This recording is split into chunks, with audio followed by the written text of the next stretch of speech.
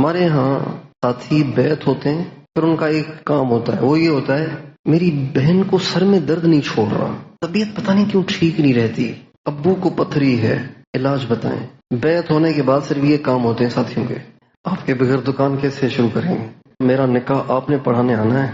بھائی بیعت کا مقصد یہ چیزیں نہیں ہیں، بیعت کا مقصد دنیا ہے ہی نہیں، بیعت کا مقصد ہے نفس کی اصلاح، اللہ کی محبت کا حصول۔